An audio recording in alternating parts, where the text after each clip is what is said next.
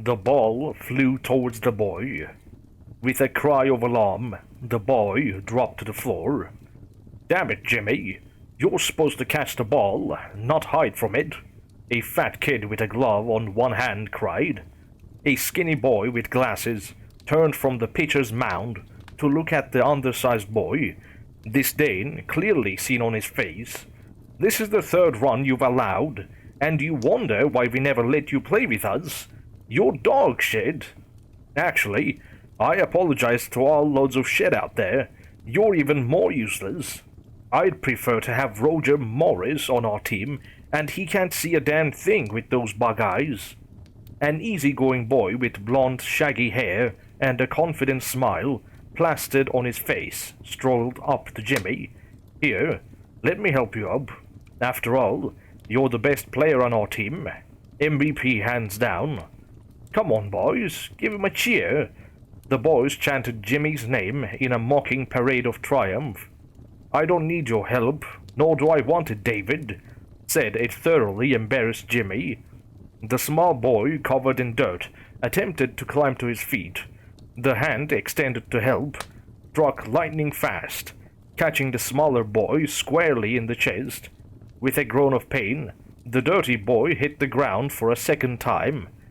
"Well, if I knew you liked to eat dirt so much, I never would have offered to help you up," said a grinning David.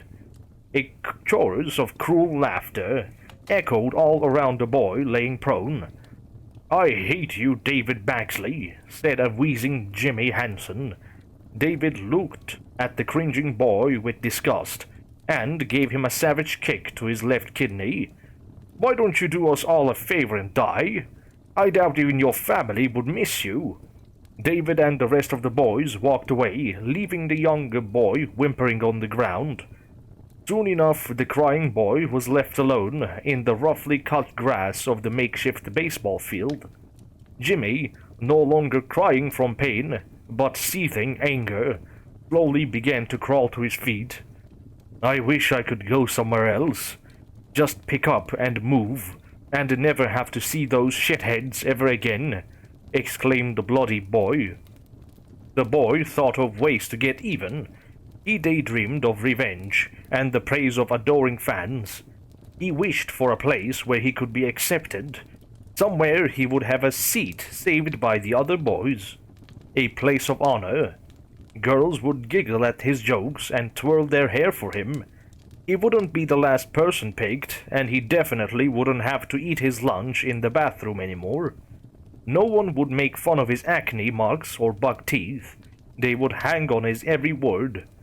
The dirty, bloody boy was still fantasizing about these things when he found himself staring at the intersection of Jackson and Main Street in the sleepy town of Brook Hollow, Tennessee.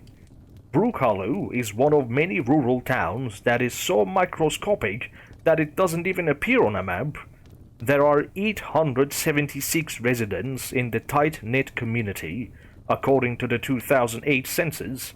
Main Street boasts one general store, a gas station, the town hall, and Debbie's Diner.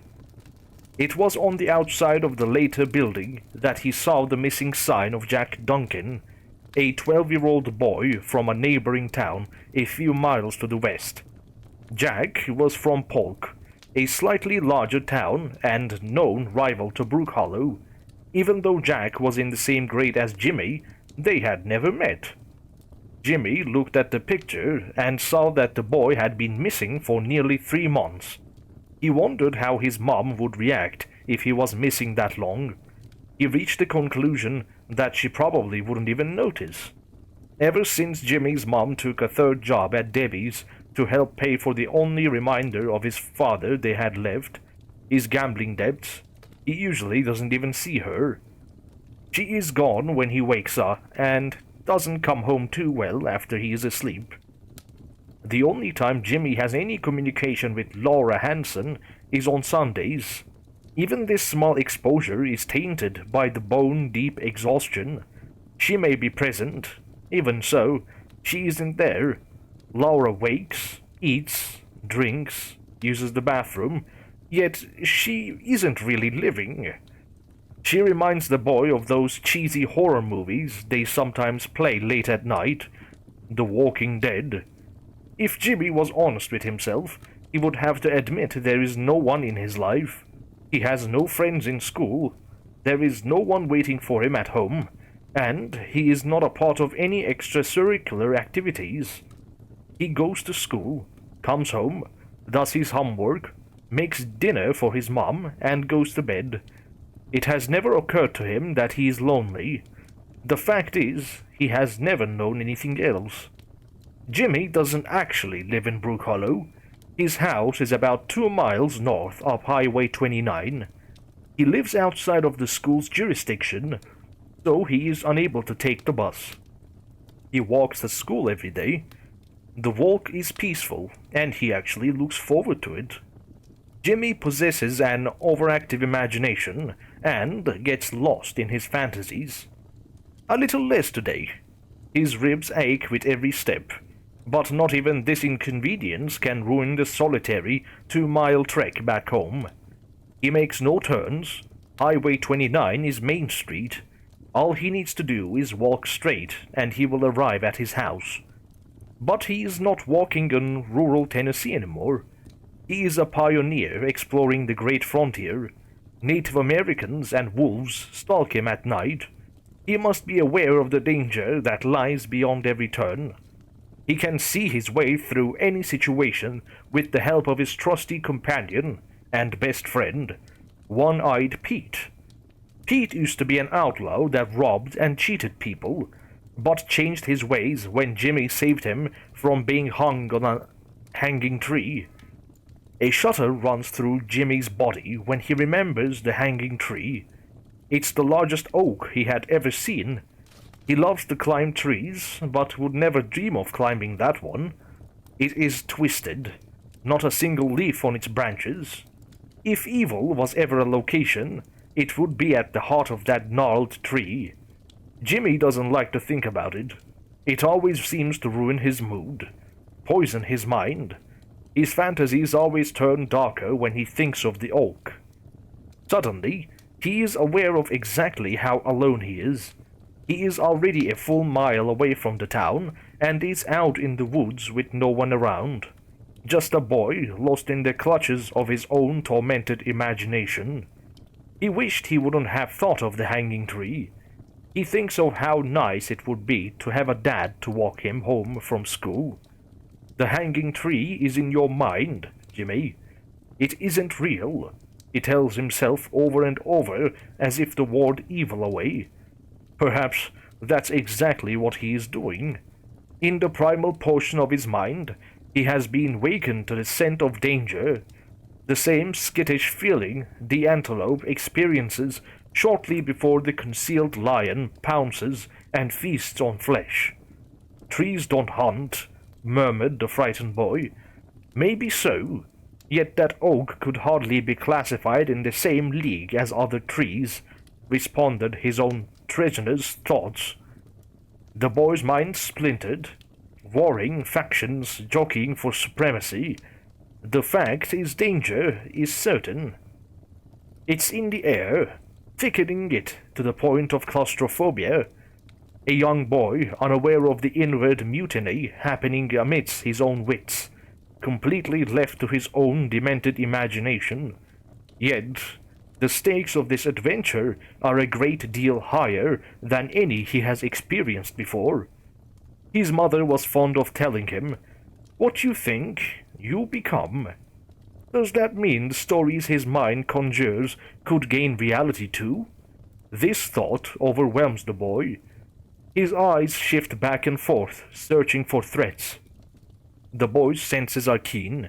He looks for phantom monsters in the murk of shadows casted by the trees. Every twig snapping, a creature stalking. Every bush rustling, a hungry beast ready to devour the sweet meat of an underage boy. Still, the petty fears of a child's tormented mind pales to the unearthly wrongness of the hanging tree. What if Mom is right? Said the concerned boy to the emptiness. At this unwelcome thought, the boy slammed his eyes closed in a futile attempt to banish the horrific idea. The hanging tree isn't real. The young boy cries out in the dead silence. Yet, in the back of his mind, the boy is certain that the moment he opens his eyes, he will see it. He will see the strands of rope dangling from the gnarled branches. He will smell the smell of decaying bodies. He will hear the creak of rope swaying gently in the cool breeze. The boy doubles his efforts in a vain attempt to keep his eyes closed. He sees red due to the strain he is putting on his muscles. He hears the steady pulse of his blood rushing in his head. The boy also understands that all this effort is for naught. He must open his eyes at one point. Jealousy creeps into the boy's heart. Envy for the man born without sight. For the boy understands the moment he sees, there will be no coming back. The moment has come. Jimmy can no longer keep his eyes shut. Seconds before his eyes fling open, he feels the gentle touch of someone's hand on his shoulder.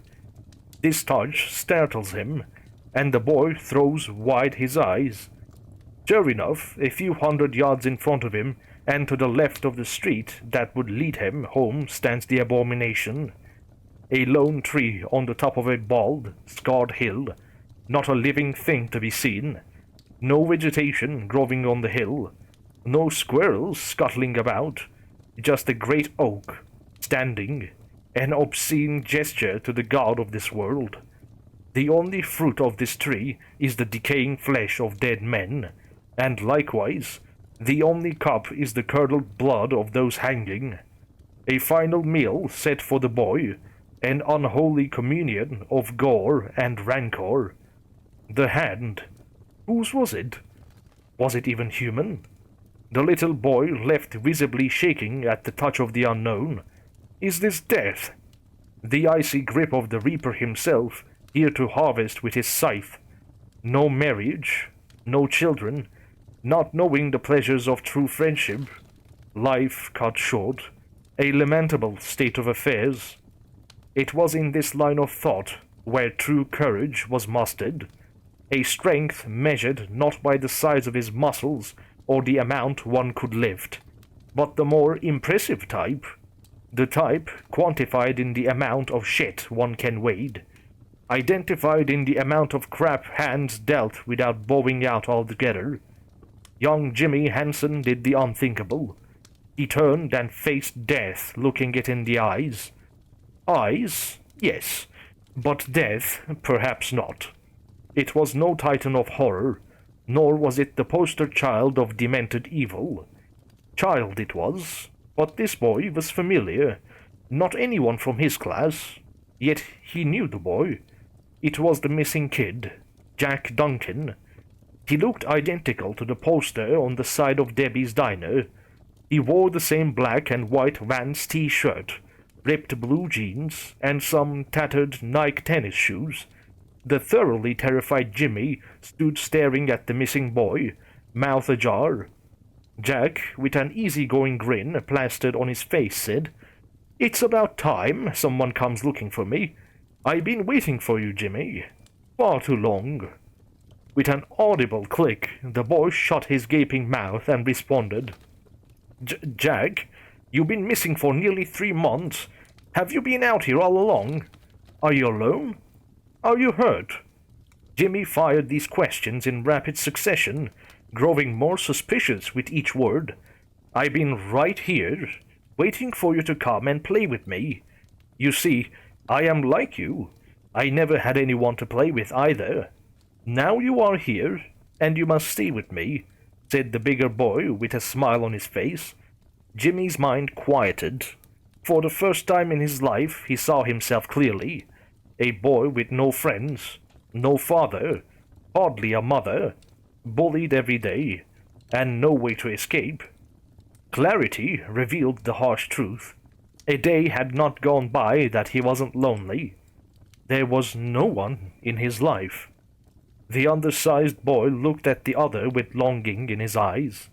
He thirsted for a friend, like a man lost at sea. He hungered for companionship, like a man stuck in the wilderness. It wasn't just a desire, he was desperate for a friend. If the bigger boy would leave, Jimmy felt as if his soul would tear in half. His heart would shatter into 1,000 pieces, unable to be put back together. The boy's eyes were a mirror, reflecting the same sad truth. They understood each other. Both had lived, and neither had anyone to share it with. The boys, bound by shared hardships, grasped onto each other, refusing to let go. Jimmy was comforted by finding someone who suffered greatly as well. The combined burden of loneliness lessened by 2 backs instead of 1. With few words exchanged, the 2 of them created soul ties. Not the ties of lovers, but of long friends. The type ones to die for. The rare type of friendship that most people never form in their entire life. It was rich. It was wholesome. Jimmy felt as if his life was complete. The one thing he always desired, truly fulfilled. Jack grabbed the smaller boy's hand and guided him towards the tree. Jimmy, not wanting to get anywhere near that monstrosity, tried to pull back. "Don't worry, the tree is a good place. It will take us to a new land filled with boys and girls, just like you and I." "No, David's or Billy's like him," said a smiling Jack. "How did you know about David? You've been missing all this time," said a concerned-looking Jimmy. "Jimmy, I hear whispers. My friends tell me things. They will tell you secrets too. If you want to be friends with me, that is." The bigger boy looked down at his ragged shoes. He looked so pitiful, and Jimmy was so starved for companionship. How could he not follow the boy? Jack led the 2 of them to the scarred trunk of the tree. Here, he let go of Jimmy's hand, telling the boy to do exactly what I do. Jimmy's fear bottled up deep in his guts. He felt as if he was going to explode. The tree was sinister and twisted, evil through and through. Yet, the little boy had never had a friend. He was not willing to throw that away so easily. Jack walked to the lowest hanging branch. He reached up and grabbed one of the dangling nooses. He wrapped it around his neck and looked at Jimmy. "Don't worry, Jimmy. No pain is felt. The hanging tree is magic. You'll close your eyes on this world and wake up in a better place with me and all of my friends," said a smiling Jack. Jack, I don't think I can do this. It seems dangerous.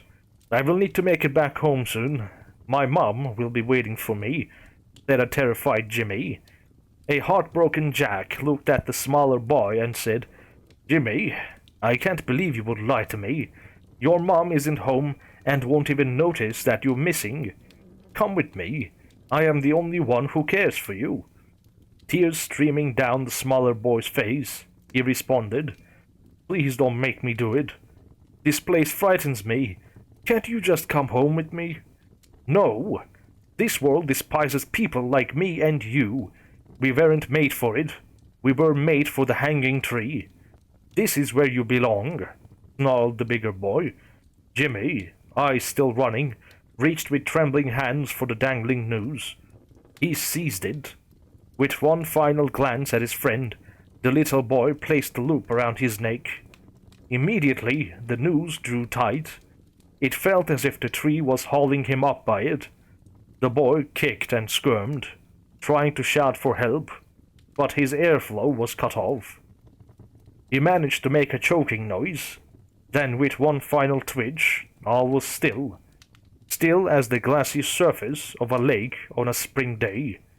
Little Sammy Hansen had finally made a friend. The 2 boys remained dangling together, gently swaying in the stale autumn breeze.